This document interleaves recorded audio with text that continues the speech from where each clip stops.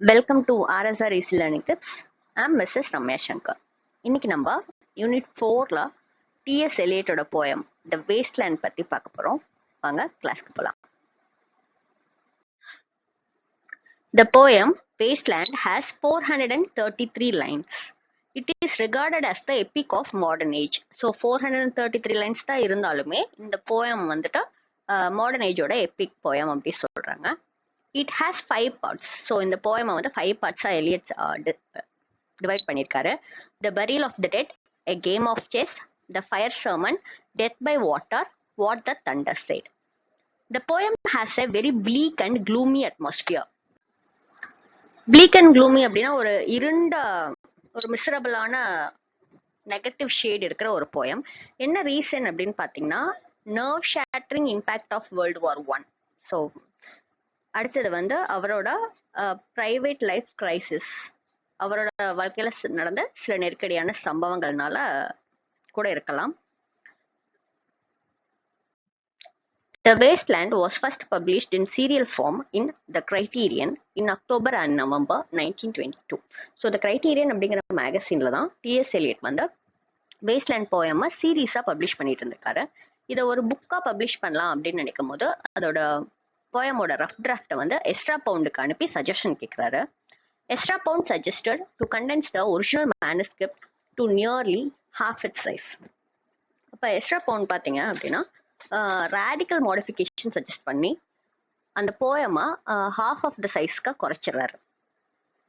Bound asked Eliot to remove the quotation from Joseph Conrad's Heart of Darkness which originally form the epigraph to the poem. So epigraph அப்படின்னா என்ன அப்படின்னா ஒரு short quotation மாதிரி இருக்கும், ஸ்டார்டிங்ல வரும். அது வந்து போயமோ இல்லை அந்த ஒர்க்கோட தீமை வந்து சொல்லும். சரிங்களா, அதுதான் எபிகிராஃப். ஸோ ரஃப் டிராஃப்ட்ல வந்து ஜோசப் கான்ராடோட ஹார்ட் ஆஃப் டார்க்னஸ் இருந்து எடுத்த கொட்டேஷனை தான் எபிகிராஃபா வச்சிருந்திருக்காரு. அதையும் வந்து பவுண்டோட சஜஷன் படி ரிமூவ் பண்ணிட்டார். இது மட்டும் இல்லாம Eliot cut out much of the connecting material as per Pound's suggestion. So நிறைய கனெக்டிங் மெட்டீரியலை கட் பண்ணதுனால நம்ம போயம் வந்து ஃப்ராக்மெண்ட்டாக இருக்கும், நிறைய இடத்துல புரியாத மாதிரி இருக்கும். So the cut was also a loss and gain.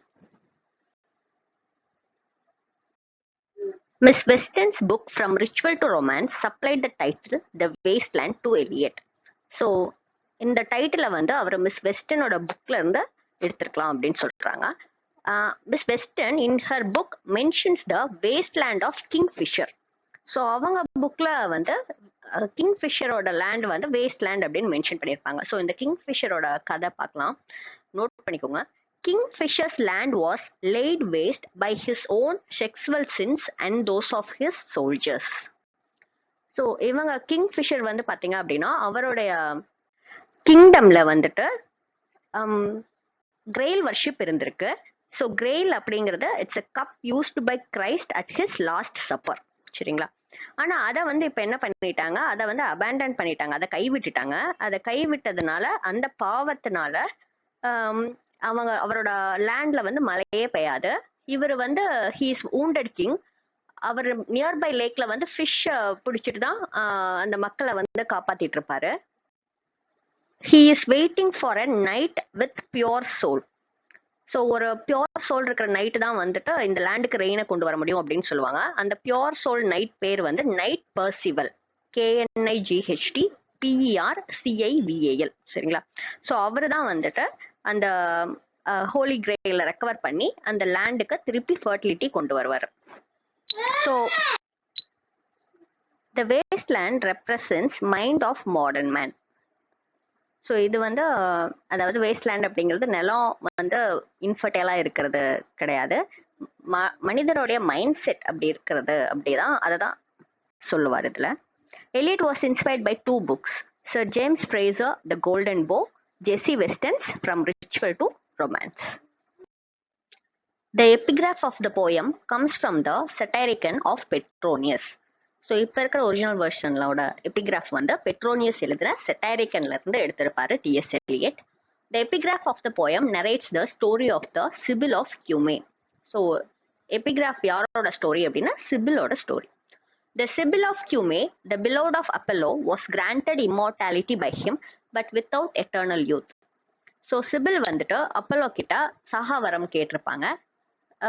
ஆனா என்ன கேட்க மறந்துடுவாங்க அப்படின்னா, எப்பவுமே இளமையோட இருக்கணும் அப்படிங்கிறத கேட்க மறந்துடுவாங்க. அப்ப அவங்களுக்கு சகாவரம் கிடைச்சிரும். ஆனா வயசாக வயசாக ரொம்ப ரொம்ப வயசாகி சுருங்கி போய் பாட்டிலுக்குள்ள அடைக்கிற அளவுக்கு ரொம்ப சுருங்கி ஒண்ணுமே அவங்களால பண்ண முடியாது. வாழவும் முடியாது, இறக்கவும் முடியாது. ஸோ இதுதான் வந்துட்டு இந்த போயமக்கோட எபிகிராஃப். ஸோ எபிகிராஃப்க்கு முன்னாடி பார்த்தீங்க அப்படின்னா, எலியட் வந்து இந்த போயமா எஸ்ட்ரா பவுண்டுக்கு டெடிகேட் பண்ணியிருப்பாரு. பாருங்க, Eliot dedicates the wasteland for Ezra Pound இல் மிஜிலியோர் ஃபேப்ரோ அப்படின்னு சொல்லியிருப்பாரு. இந்த இல் மிஜிலியோர் ஃபேப்ரோ டன்டேவோட த டிவைன் காமெடியில இருந்து எடுக்கப்பட்டது. சரிங்களா, நோட் பண்ணிக்கோங்க. த dedication is drawn from the Divine Comedy, the 14th century epic poem by Dante. So Dante வந்து refers to the poet Arnold Daniel. So இந்த இல் மிஜிலியோர் ஃபேப்ரோ அப்படிங்கிறத வந்து டன்டே வந்து அர்னால்ட் டேனியலை ரெஃபர் பண்ணியிருப்பார். But Eliot passes the compliment on to Pound. So இல் மிஜிலியோர் ஃபேப்ரோனா என்ன அப்படிங்கிறத பார்க்கலாம். Eliot calls Ezra Pound the better craftsman. So, il miglior fabrona, the better craftsman. Eliot uses the Sibyl statement expressing her death wish as the epigraph of the poem. So, epigraph பாருங்க என்னன்னு. For once I myself saw with my own eyes the Sibyl at Cumae hanging in a cage, and when the boy said to her, Sibyl, what do you want? She replied, I want to die. So இந்த மாதிரி சுருங்கி போய் அந்த கேஜில் இருக்கும் போது boys பார்த்துட்டு சிபில் உனக்கு என்ன வேணும் அப்படின்னு கேட்குறாங்க. அப்போ அவங்க என்ன சொல்றாங்க அப்படின்னா, எனக்கு ஐ வாண்ட் டு டை, நான் சீக்கிரம் இறக்கணும் அப்படின்னு சொல்றாங்க. இதுதான் epigraph. First part, the burial of the dead. The title refers to the burial of the dead fertility god. So dead fertility காடை புதைக்கிற ஒரு சம்பிரதாயத்தை குறிக்கிறதா இருக்கலாம். The Anglican prayer book and its prayer for the burial of the dead. So மனிதர்கள் இறந்தாங்க அப்படின்னா அவங்கள பரி பண்றதுக்கு முன்னாடி ப்ரேயர் சர்வீஸ் பண்ணுவாங்க இல்லையா, ஸோ அந்த சடங்கை ரெஃபர் பண்ற மாதிரி இந்த டைட்டில் இருக்கலாம் அப்படின்னு சொல்றாங்க. In both these case death is believe to be followed by rebirth. So ரெண்டு இதுலையுமே வந்துட்டு டெத்துக்கு அப்புறம் ரீபர்த் இருக்கு அப்படிங்கிறத முழுமையா நம்புறாங்க. But the people of wasteland have no faith in rebirth. ஆனா மக்கள், அதாவது மாடர்ன் பீப்புளுக்கு வந்து ரீபர்த் மேல நம்பிக்கை இல்லை அப்படின்னு சொல்றாங்க. Which is the cruellest month to the moderns? April. So போயமோட ஸ்டார்டிங் லைனே பார்த்தீங்க அப்படின்னா, April is the cruellest month அப்படின்னு ஆரம்பிக்கும். ஸோ போயம் பார்க்கறதுக்கு முன்னாடி இந்த பாட்டில் வர கேரக்டர்ஸ் பார்க்கலாம். Speaker Countess Marie, son of man எஸ்கில், hyacinth girl, Madame Sosostris. April is the cruelest month. This line possibly recalls and overturns the opening line of Chaucer's general prologue to the Canterbury Tales. So Chaucer வந்து Canterbury Talesல என்ன சொல்லியிருப்பாருன்னா, April is the month of joy and abundance அப்படின்னு சொல்லியிருப்பாரு. இங்க வந்து T S Eliot வந்து April மந்த்தை வந்து ஆப்போசிட்டா க்ரூயலஸ்ட் மந்த் அப்படின்னு சொல்றாங்க. April, a month characterized by regeneration of plants and trees, is most unwelcome to the moderns. அதாவது ஏப்ரல் மந்த்ல வந்து பாத்தீங்க அப்படின்னா பிளான்ஸ் அண்ட் ட்ரீஸ் எல்லாமே வந்து ஒரு மறுபிறப்பு எடுக்குது, ரீஜெனரேஷன். சரிங்களா, ஆனா மாடர்ன்ஸுக்கு அது அன்வெல்கம். ஏன் அப்படின்னா, the very thought of spiritual rebirth or spiritual regeneration is painful to the moderns, for it requires some effort on their part. ஒரு ஒழுக்கமற்ற ஒரு மெக்கானிக்கல் லைஃப் வாழ்ந்துட்டு இருக்கிற மாடர்ன்ஸ் வந்து அவங்க சில முயற்சி பண்ணணும், அதாவது ஸ்பிரிச்சுவல் ஜெனரேஷன் அட்டைன் பண்ண. ஆனா அவங்க வந்து அவங்க இதுல இருந்து எந்த முயற்சியும் எடுக்க மாட்டாங்க. அதனால மாடர்ன் பீப்புளுக்கு வந்து ஏப்ரல் மந்த் வந்து மோஸ்ட் அன்வெல்கம். அது மட்டும் இல்லாம they want to continue in their sluggish state. ஒரு மந்தமான லைஃப் தான் அவங்களும் வாழ விரும்புறாங்க. It was winter rather than spring or summer that kept the speaker warm. So அவங்களுக்கு வந்து ரொம்ப கம்ஃபர்டபுளான சீசன் எது அப்படின்னா வின்டர் தான். ஸ்டான்பர்க் சி, it's a lake in south of Munich, Germany. So இந்த வேர்ட் வந்து போயம்ல வரும். நெக்ஸ்ட் வந்து ஹாஃப் கார்டன் அப்படின்னு ஒரு வேர்ட் வரும். It represent city park in Munich. So ஜெர்மனில வர ஒரு லேக்கையும் ஒரு பார்க்கையும் ரெஃபர் பண்ணியிருக்காரு. They drank coffee and talked for an hour. So இங்க நமக்கு இன்னொரு கேரக்டரை வந்து இன்ட்ரடியூஸ் பண்றாரு டிஎஸ் எலியட். ஒருத்தர் வந்து ஸ்பீக்கர், இன்னொரு இன்ஹாபிட்டன்ட். ஸோ ரெண்டு இன்ஹாபிட்டன்ஸ் ஆஃப் வேஸ்ட்லேண்டுக்குள்ள நடக்கிற chat. They drank coffee and and talked for an hour. Coffee குடிச்சிட்டு 1 hour பேசுறாங்க. The line in German means, ஒரு ஜெர்மன்ல வந்து ஒரு லைன் வருது, அதுக்கு மீனிங் பாருங்க. I am not from Russia, I am from Lithuania, a true German அப்படின்னு சொல்லிட்டு ஒரு சென்டென்ஸ் வருது. Here I refers to Marie. So ஸ்பீக்கரும் மரியும் வந்து சேட் பண்ணிட்டு இருக்கிறாங்க. Mary is the cousin of an archduke. The archduke takes Mary on his leg and tells not to be frightened. So அவங்களுடைய சைல்ட்ஹுட் மெமரிஸ் எல்லாம் அவங்க recall பண்ணிட்டு இருக்காங்க இந்த மாதிரி. What are the two disconnected activities of Mary mentioned in the poem? Reading in night, going south in the winter. அதுக்கப்புறம் இவங்க பேசிட்டு இருக்கும் போதே மழை வந்துருது. Spirituality symbolized by rain is shunned by Mary. இவங்க 2 பேரும் உடனே அந்த மலையில இருந்து ஓடிடுறாங்க. இது எப்படி இருக்கு அப்படின்னா, மாடர்ன் பீப்புள் வந்து ஸ்பிரிச்சுவாலிட்டியை பார்த்து பயந்து ஓடுற மாதிரி சொல்லியிருக்காரு நம்ம DS. Now the speaker looks around himself and sees only wasteland and barrenness.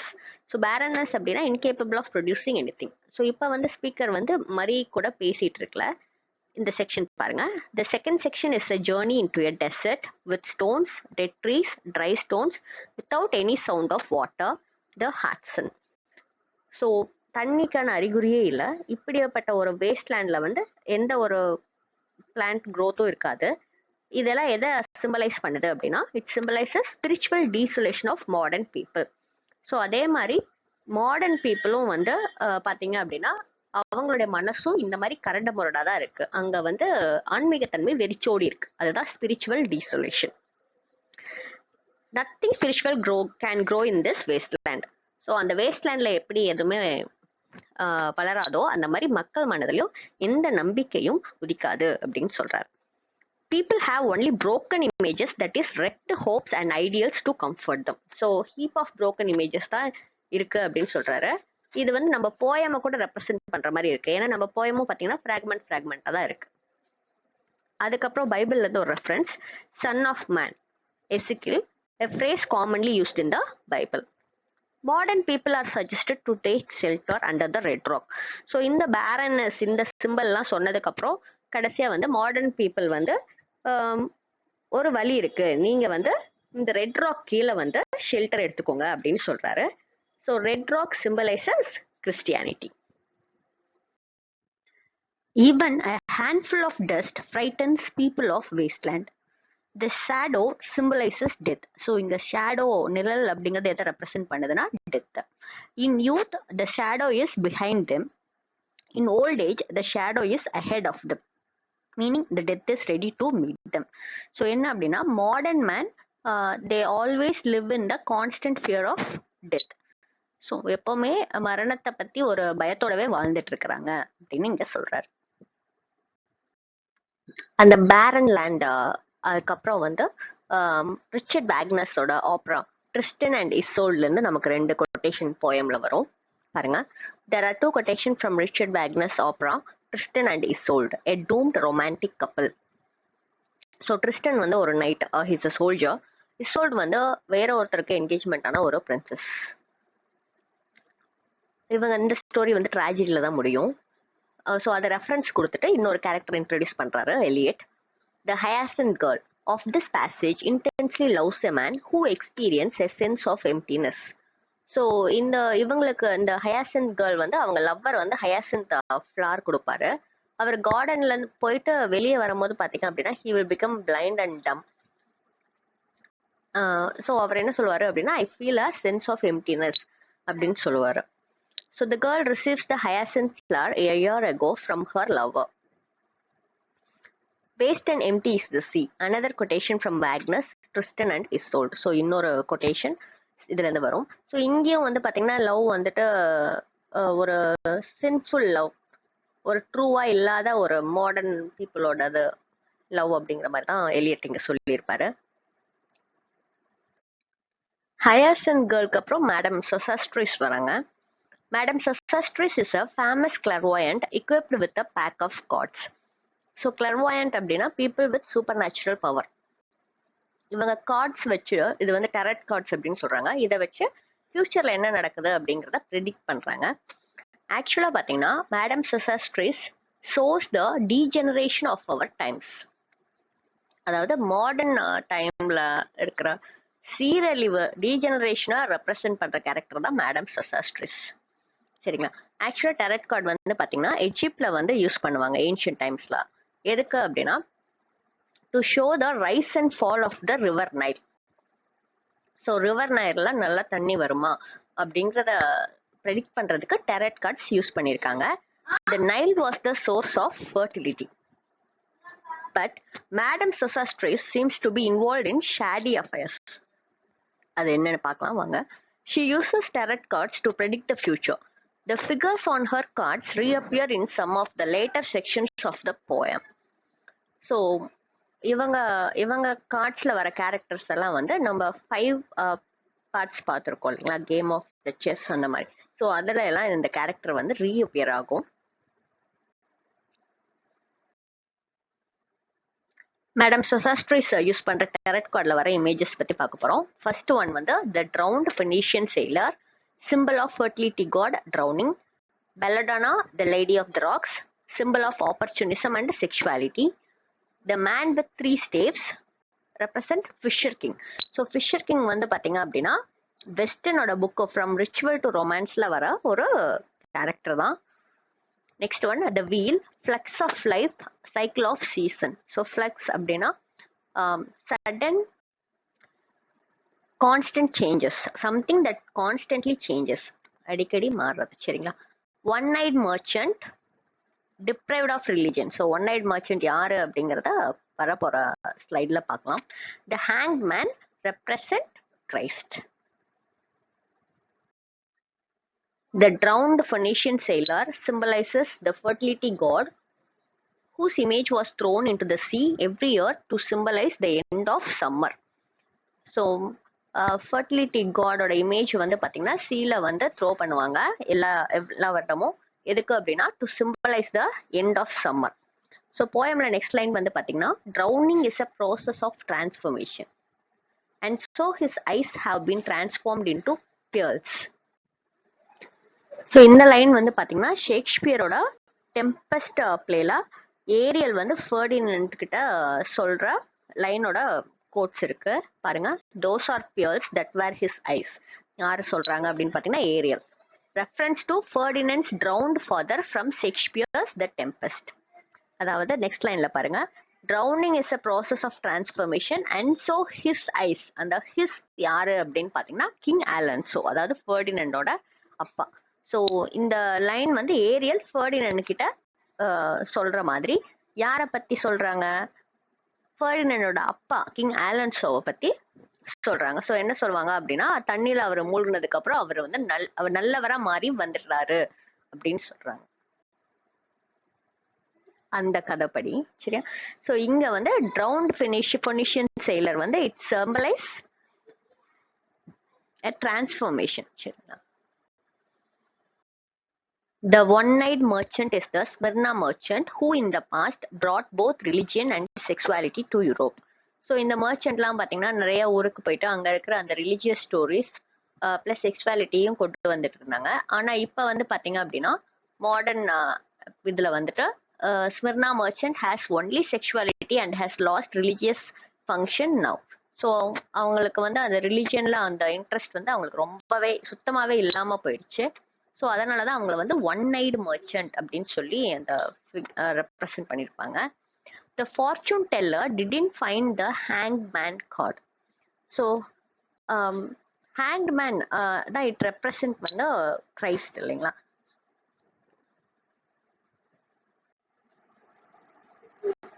So அவங்களால அந்த கார்டு கண்டுபிடிக்க முடியாது என்ன எப்படி எதை ரெப்ரசன்ட் பண்ணுது அப்படின்னா Christ values are neglected in modern time.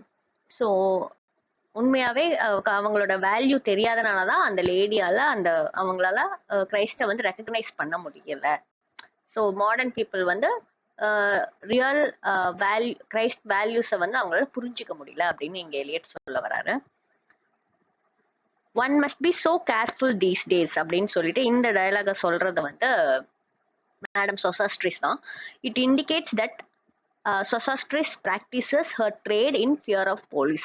So இதுல இருந்து அவங்களுக்கு நமக்கு என்ன தெரியுது அப்படின்னா அவங்க ஒரு ஃப்ராடு அப்படிங்கறத தெரியுது.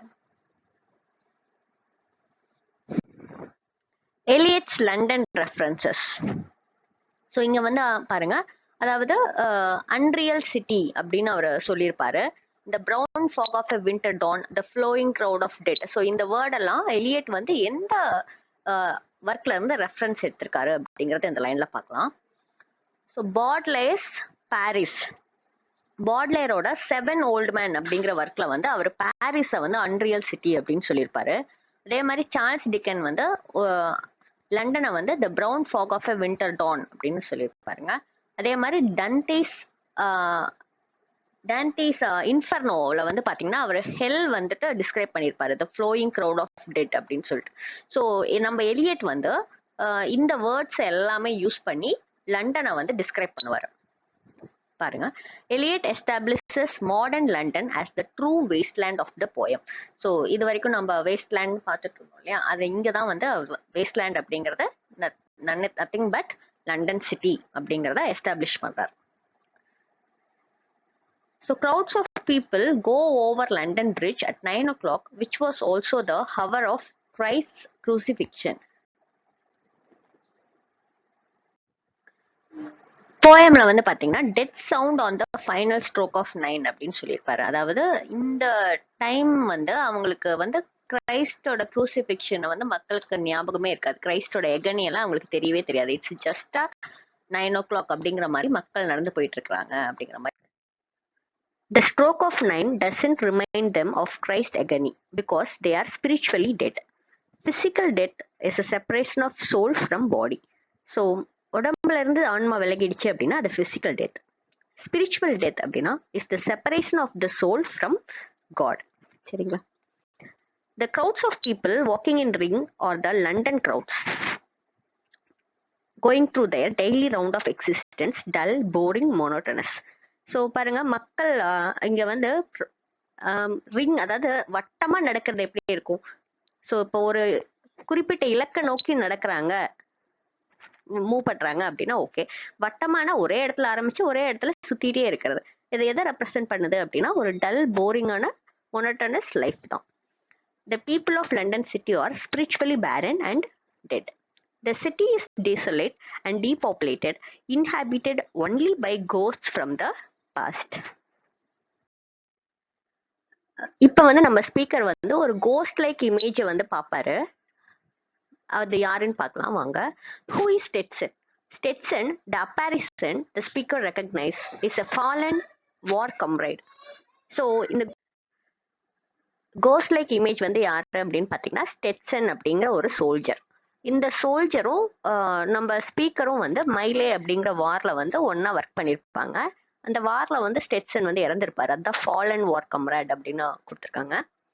ஸோ இத வார் வந்து என்ன பாத்தீங்கன்னா it's naval battle between Greece and Carthage. சரிங்களா? ஸோ கிளென்த் ப்ரூக்ஸ் அப்படிங்கிற கிரிட்டிக் வந்து ஒரு வேர்ல்டு வார்ல இருந்து ஒரு இன்சிடென்ட் எடுக்காம ஒரு சின்ன வார்ல இருந்து இதை ஏன் எலியட் ரெப்ரசென்ட் பண்ணியிருக்காரு அப்படின்னா to imply that all wars are one war, all experience one experience. So war பெருசா இருந்தாலும் சின்னதா இருந்தாலும் ஒண்ணுதான், அதே மாதிரி எக்ஸ்பீரியன்ஸும் எல்லா எக்ஸ்பீரியன்ஸும் ஒண்ணுதான் அப்படின்னு சொல்றதுக்கு தான் இந்த ரெஃபரன்ஸா எலியட் வச்சிருப்பாரு அப்படின்னு கிளென்த் ப்ரூக் சொல்றாங்க. Stetson represents entire humanity. The speaker questions about a corpse buried in his garden. So speaker Stetson பார்த்து ஒரு கொஸ்டின் கேட்கிறாரு, நம்ம கார்டன்ல டெட் பாடி எல்லாம் புதைச்சமே அதெல்லாம் முளைச்சிருச்சா அப்படின்னு ஒரு ஸ்ட்ரேஞ்சான கொஸ்டினை கேட்கிறாரு. பாருங்க, கார்ப்ஸ் ப்ளூம்டு, அந்த டெட் பாடி எல்லாம் முளைச்சிருச்சா, அதோட ரியல் மீனிங் என்னன்னா is there any chance of rebirth in this place. So இந்த இடத்துல மறுமலர்ச்சிக்கு ஏதாவது வாய்ப்பு இருக்குதா அப்படிங்கிறத கேள்வி. ஸோ போயம் லைன் பாருங்க, will it bloom this year? It அப்படிங்கிறது corpse. Or has the sudden frost disturbed its bed. அதாவது ஃபர்ஸ்ட் நல்ல ரிலீஜியஸ் பிலீஃப்லாம் ரொம்ப இருந்தது, அதனால மறுமலர்ச்சி க்கான வாய்ப்புகள் அதிகமா இருந்தது. இப்ப வந்து என்ன ஆயிடுச்சு, has anything destroyed those religious belief அப்படிங்கிறது தான் கொஸ்டின். ஸோ இப்போ வந்து அந்த ரிலீஜியஸ் பிலீஃப்க்கு ஏதாவது பாதகம் ஏற்பட்டுருச்சா அப்படிங்கிற மாதிரி கேட்குறாங்க. ஃப்ராஸ்ட் வந்து simple of religious scepticism. The speaker advises him to keep the dog away. So மேனோட ஃப்ரெண்டு தான் டாக், இருந்தாலும் டாகை வந்து தள்ளி வைங்க அப்படின்னு சொல்றாரு. ஏன் அப்படின்னு பாருங்க. மேபி இங்க டாக் அப்படிங்கிறது டாக் ஸ்டாரா இருக்கலாம். Dog star associated with annual flooding of the river Nile in Egypt. So ஈஜிப்ட்ல வந்து பாத்தீங்கன்னா ரிவர் நைல்ல நிறைய தண்ணி வரத டாக் ஸ்டார் அப்படின்னு சொல்லுவாங்க. People look forward to the flooding as it brings fertility. So அந்த காலத்துல வந்து பாத்தீங்கன்னா நிறைய தண்ணி வரணும்னு எதிர்பார்ப்பாங்க, ஏன்னா அப்பதான் வந்து ஃபர்டிலிட்டி, நல்ல விளைச்சல் இருக்கும். ஆனா people of wasteland are afraid of dog because they were afraid of rebirth. The last line is a French quotation from Baudelaire's poem. So அதுக்கான மீனிங் என்ன அப்படின்னு பாருங்க. You hypocritical leader, my fellow men, my brother. So இந்த last லைன்ல தான் தெரியும். அதாவது people of wasteland அப்படிங்கிறது லண்டன் பீப்புள் மட்டும் கிடையாது, நம்ம எல்லாருமே இந்த போயமை படிக்கிறவங்க, டிஎஸ் எலியட் உட்பட உலகத்துல இருக்கிற எல்லா மாடர்ன் மேனையும் சொல்றாரு அப்படின்னு. ஓகேங்களா? தேங்க்யூ. ஸோ மற்ற பார்ட்டோட வீடியோ லிங்க்ஸ் எல்லாமே நான் உங்களுக்கு டிஸ்கிரிப்ஷன் பாக்ஸில் கொடுக்குறேன். All the best.